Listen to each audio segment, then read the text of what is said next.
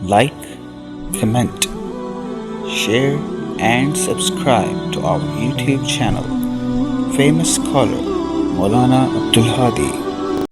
بسم اللہ الرحمن الرحیم نحمده ونصلی علی رسولہ الکریم اما بعد۔ یہ ماشاءاللہ رمضان المبارک میں لوگ روزے رکھتے ہیں، رات کو تراویح پڑھتے ہیں، سبحان اللہ قبول فرمائے۔ اسی طرح اپنے مال کی بھی قربانی دیتے ہیں، زکوٰۃ دیتے ہیں، صدقۃ الفطر دیتے ہیں، فدیہ دیتے ہیں۔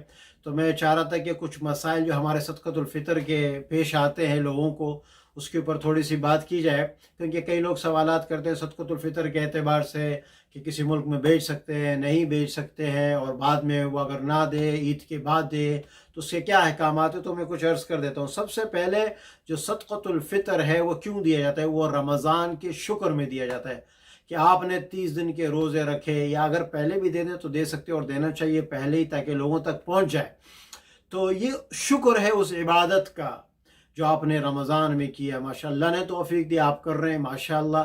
اور اسی طرح آپ اپنے مال کا بھی شکر ادا کریں۔ اللہ نے مال دیا ہوا ہے، اب آپ چاہتے ہیں اللہ نے مجھے مال دیا ہوا ہے۔ کئی لوگ ہیں جو بیچارے جن کے سر پہ چھت نہیں ہے، کپڑے نہیں ہے، کھانے کو نہیں ہے، آپ اپنا مال ان کے ساتھ لگائی تو یہ آپ کا مال کا شکر بھی ہو گیا۔ تو یہ اس کی جو صدقۃ الفطر کے واجب ہونے کی جو کیا کہتے ہیں عقلی دلائل ہے کہ کیوں اس کی حکمت کیا ہے، تو وہ یہ ہے کہ اس کی حکمت یہ ہے کہ آپ شکر ادا کر رہے ہیں۔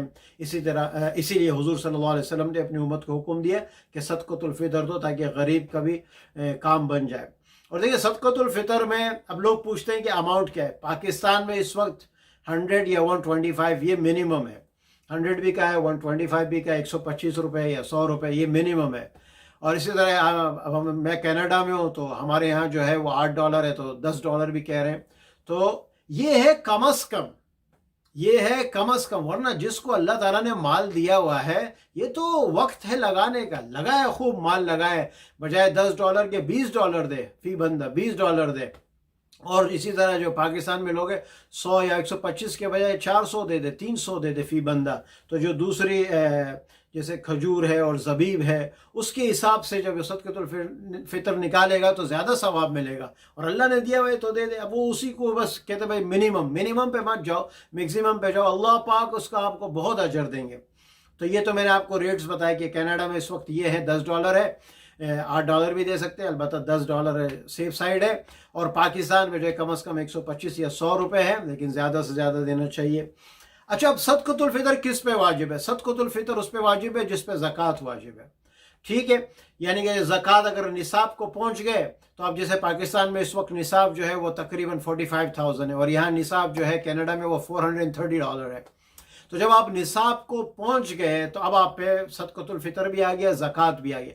البتہ صدقۃ الفطر میں یہ ہے کہ سال گزرنا ضروری نہیں ہے، اور صدقۃ الفطر میں یہ بھی ہے کہ اگر آپ کے پاس زائد سامان ہے، ایکسٹرا سامان ہے، اس سامان کی قیمت جو ہے، جو میں نے آپ کو اماؤنٹ دونوں بتایا کینیڈا پاکستان میں یا جس ملک میں بھی آپ لوگ ہیں جہاں نصاب تک پہنچ جائے، تو پھر زائد سامان ہے تو اس میں بھی آپ کو صدقۃ الفطر پھر آپ پہ واجب ہو جائے گا۔ البتہ زکوٰۃ میں ایسا نہیں ہے۔ اچھا، اگر کسی نے آپ سے قرض لیا ہو، تو یعنی کہ اب آپ نے کسی سے قرضہ لیا ہوا ہے، تو اگر آپ کے پاس اتنے پیسے ہیں بھی لیکن چونکہ آپ نے دینے ہیں، تو پھر نہ آپ پہ زکوٰۃ ہے نہ آپ پہ صدقۃ الفطر ہے۔ زکوٰۃ کا بھی یہی مسئلہ ہے، یہ بہت لوگ پوچھتے ہیں کہ میں نے آپ پیسے دیے ہوئے ہیں کسی کو، میں نے کسی سے پیسے لیے ہوئے ہیں۔ اب آپ نے کسی سے پیسے لیے ہوئے، مثال کے طور پہ 50,000 لیے ہوئے ہیں، تو اگر آپ کے پاس 55,000 ہوئے تو 55,000 میں سے 5,000 آپ کے ہیں، باقی تو 55,000 اور 50,000 کسی اور کے ہیں۔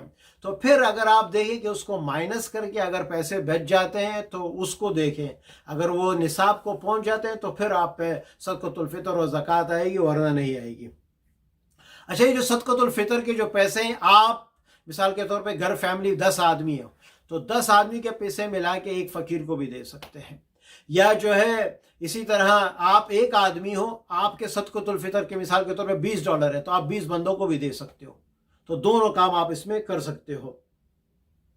اچھا، اگر کسی نے صدقۃ الفطر ادا نہیں کیا فار اینی ریزن، कोई भी उसकी वजह थी, उसने सदक़ातुल फ़ितर अदा नहीं किया, तब भी इसके ज़िम्मे वाजिब है, ईद गुजरने के बाद भी इसके ज़िम्मे वाजिब रहेगा, उसको अदा करना पड़ेगा।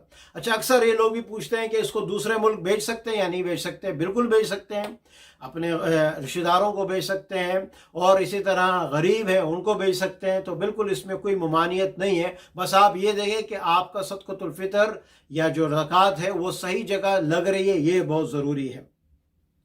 और ये सदक़ातुल फ़ितर उन्हीं लोगों को आप दे सकते हैं कि जिन पे आप ज़कात दे सकते हैं, जिनको आप ज़कात दे सकते हैं उन्हीं को आप सदक़ातुल फ़ितर दे सकते हैं, उसके अलावा किसी और को नहीं दे सकते। ऐसा ना हो कि भाई आप हॉस्पिटल के लिए कोई बेड्स मंगवा लो या उनके लिए कोई दवाइयाँ ले लो कि सदक़ातुल फ़ितर में। इसमें बहुत ख्याल रखिएगा, अक्सर लोग ज़कात के पैसे या सदक़ातुल फ़ितर के पैसे ऐसे ऑर्गेनाइजेशन में दे देते हैं, तो ऑर्गेनाइजेशन बाज़ दफ़ा वो किसी को ऑनरशिप मिल्कियत नहीं देते, वो कोई ऐसी चीज़ ख़रीद लेते हैं, मिसाल के तौर पे हॉस्पिटल के लिए कोई बेड्स, कोई इसी तरह कोई मशीन जो है वो बीमारी वाली कोई मशीन वो ख़रीद लें, तो उससे सदक़ातुल फ़ितर और ज़कात अदा नहीं होता। उसमें ज़रूरी है कि आप ऑनरशिप उसकी दो, ये ज़रा ख्याल रखिएगा। बाकी आप किसी और मुल्क में भेज भी सकते हैं, बिल्कुल भेज सकते हैं। और आखिरी मसला ये है कि ज़कात किसी काफिर को तो नहीं दे सकते, अलबत्ता सदक़ातुल फ़ितर किसी आप काफिर को भी दे सकते हैं, क्योंकि अब जैसे खुसूसन हम लोग यहाँ रहते हैं कनाडा, अमेरिका वगैरह में, तो कई लोग ऐसे होते हैं ऑर्गेनाइजेशन चला रहे होते हैं और बिल्कुल हमें पता होता है कि यार ये लोग सही काम कर रहे हैं, ऐसे नहीं कि सिर्फ नाम पे कर रहे हैं, यानी कि सही काम कर रहे हैं।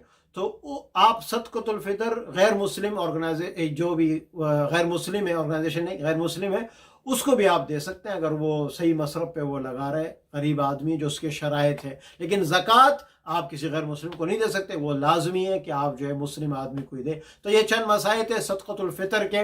अल्लाह ताला हमें समझने की और उसको अमल करने की तौफीक नसीब फरमाए। व आखिर दावाना अनिल हम्दुलिल्लाहि रब्बिल आलमीन।